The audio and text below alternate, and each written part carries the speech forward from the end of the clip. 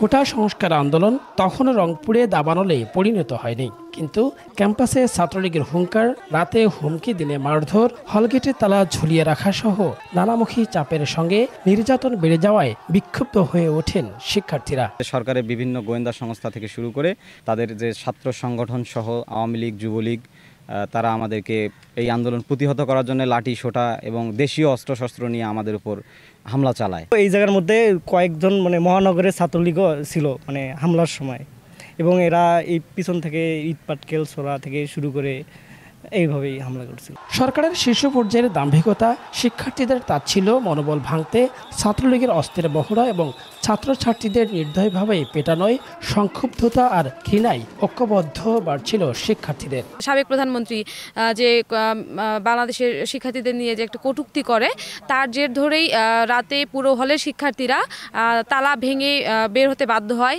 এই আন্দোলন প্রতিহত করার জন্য লাঠি সোটা এবং দেশীয় অস্ত্রশস্ত্র নিয়ে আমাদের উপর হামলা চালায়। তো এই হামলার পরিপ্রেক্ষিতে একটা পর্যায়ে শিক্ষার্থীরা সংক্ষুব্ধ হয়ে সেই ছাত্র জনতার গণ অভ্যুত্থানের সূচনা এবং স্ফুলিঙ্গ এই বেগম রোকেয়া বিশ্ববিদ্যালয় থেকেই সূচনা হয়। ক্যাম্পাসে ছাত্র বিক্ষোভের বিষয়টি বহিরাগত দিয়ে ঠেকানোর চেষ্টা, বিশ্ববিদ্যালয় প্রশাসনের উল্টোনীতি আর রাজাকার শব্দের প্রয়োগ, শিক্ষার্থীদের আন্দোলন হয়ে ওঠে দাবানল। সহপাঠী সহযোদ্ধাদের রক্ষায় এগিয়ে এসে নির্দয়ভাবে নির্যাতনের শিকার হন আবু সাইদ।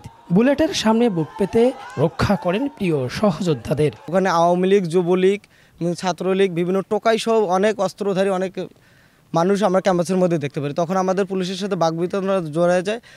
এক পর্যায়ে পুলিশ আমাদের সাইদ ভাই বুক পেতেছিল, সাইদ ভাইকে গুলি করে। পুরো রংপুর শহরের মহানগরের যে অস্ত্রগুলো ছিল এবং বেগম রোকেয়ার যে হলগুলোতে যে অস্ত্রগুলো ছিল, তারা সবগুলো নিয়ে আমাদের উপর ঝাঁপিয়ে পড়ছে। একজন সাহসী শিক্ষার্থীকে টার্গেট করে গুলি করে হত্যার ঘটনায় কেঁপে উঠে বাংলাদেশ, ভেঙে যায় দাম্ভিকতার পিলার। কোটা আন্দোলন থেকে শুরু করে পরবর্তীতে সেটি সরকার বিরোধী আন্দোলন এবং সরকার পতনের আন্দোলনে পরিণত হয়েছে। এই আন্দোলনকে ঘিরে অনেকেই প্রাণ দিয়েছে, যেমন আমাদের বন্ধু আবু সাইদ প্রাণ দিয়েছে, সাথে সাথে বাংলাদেশের আরও 200-র অধিক মানুষ প্রাণ দিয়েছে। শেষ পর্যন্ত ছাত্র জনতার গণঅভ্যুত্থানে অর্জিত হয় বিজয়।